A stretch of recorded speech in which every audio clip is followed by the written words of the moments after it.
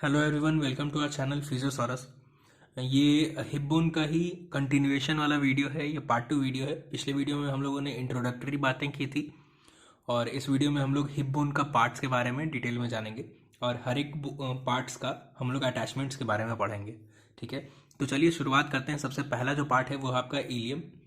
Ilium जो है आपका हिप बोन का सबसे अपर वाले पार्ट में प्रेजेंट होता है, यानी हिप बोन का जो अपर पार्ट है उसको हम लोग क्या कहते हैं, उसको हम लोग कहते हैं इलियम। ठीक है, तो मैं यहाँ पे एक्चुअली लिख देता हूँ ताकि आप लोगों को समझने में और भी आसानी हो।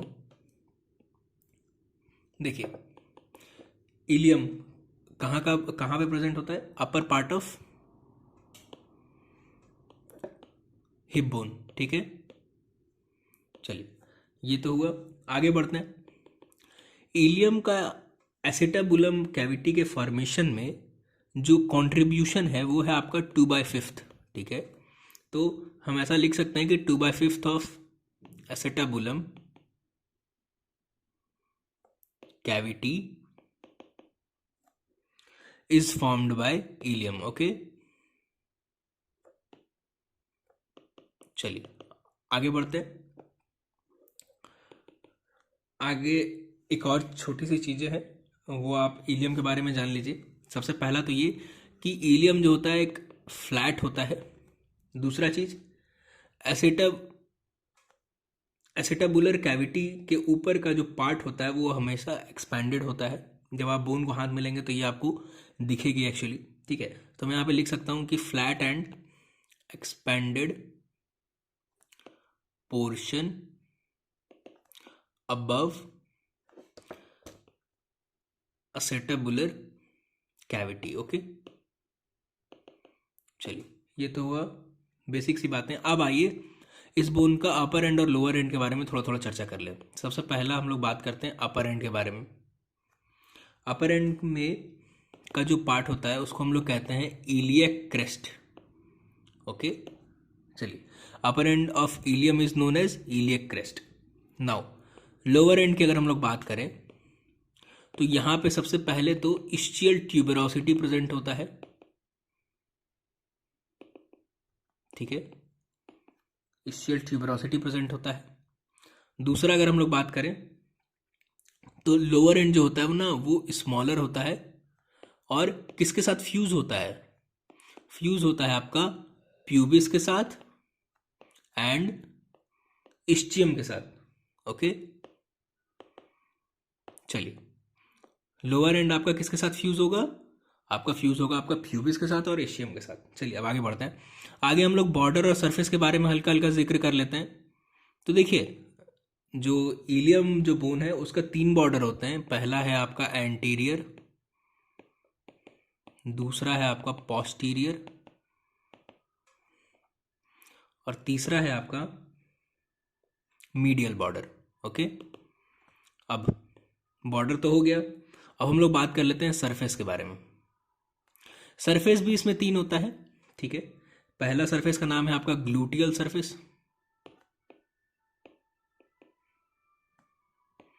दूसरा है आपका इलियक फोसा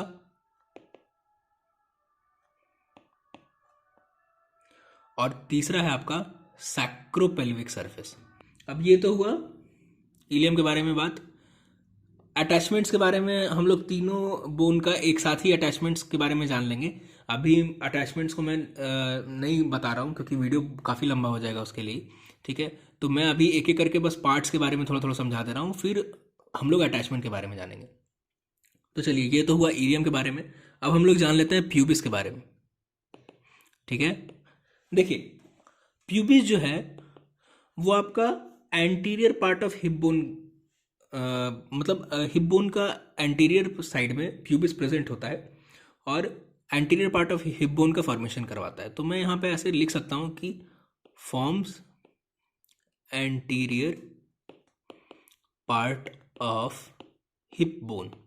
ओके, चलिए अच्छा, इसमें pubis bone he formation of pubic symphysis या प्यूबिक सिम्फाइसिस का फॉर्मेशन कौन करवाता है? प्यूबिस करवाता है। ठीक है, तो ऐसे लिख सकते हैं आप कि रेस्पॉन्सिबल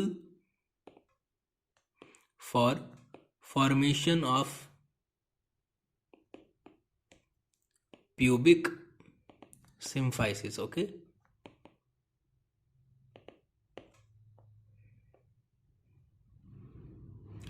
प्यूबिक सिम्फाइसिस का फॉर्मेशन कैसे होता है, इस चीज को समझिए।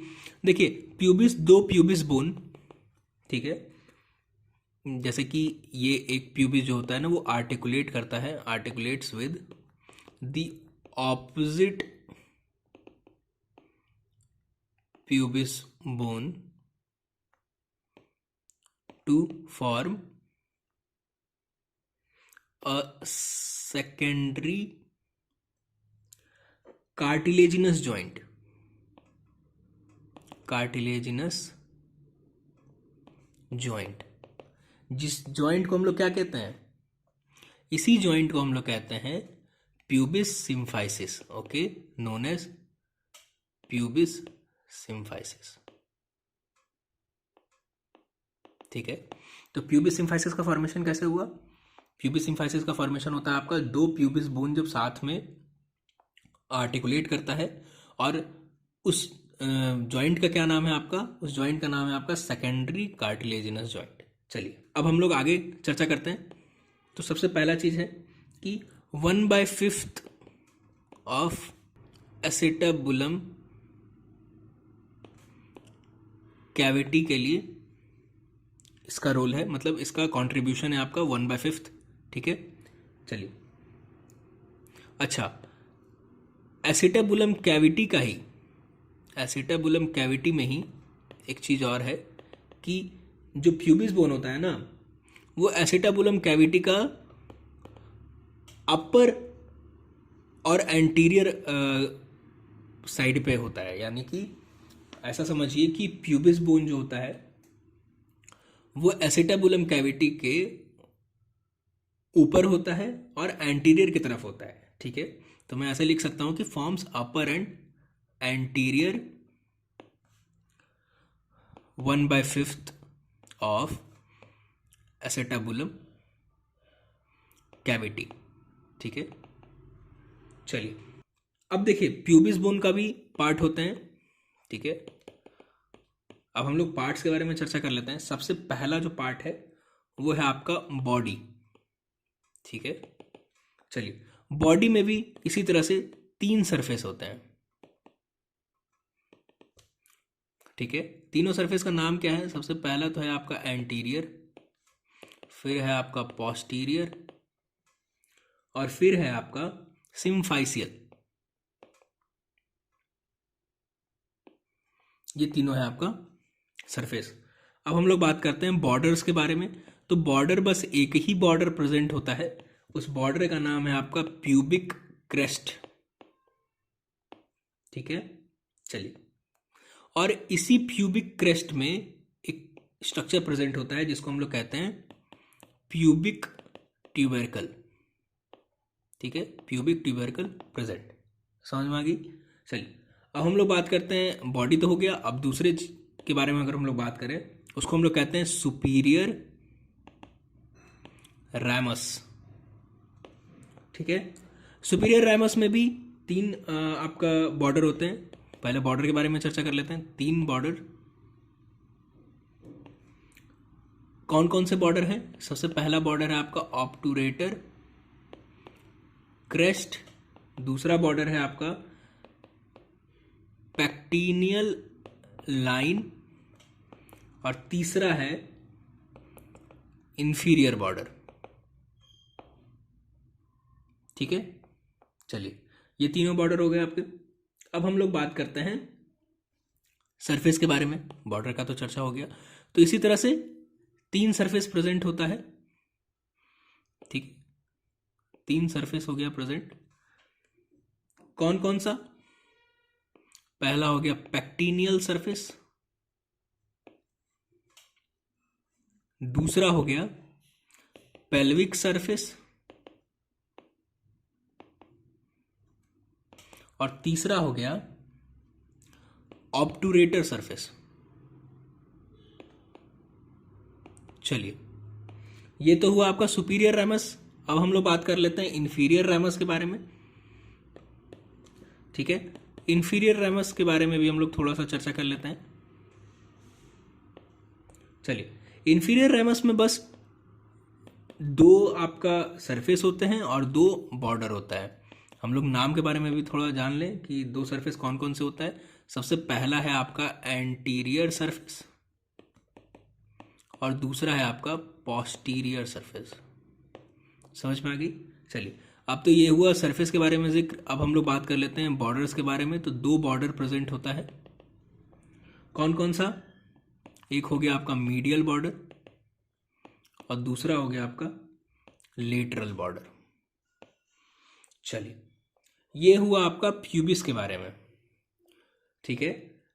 अब लास्ट जो आपका बच जाता है, ये तो हो गया आपका प्यूबिस के बारे में। अब लास्ट जो है वो है आपका इस्चियम के बारे में, ठीक है।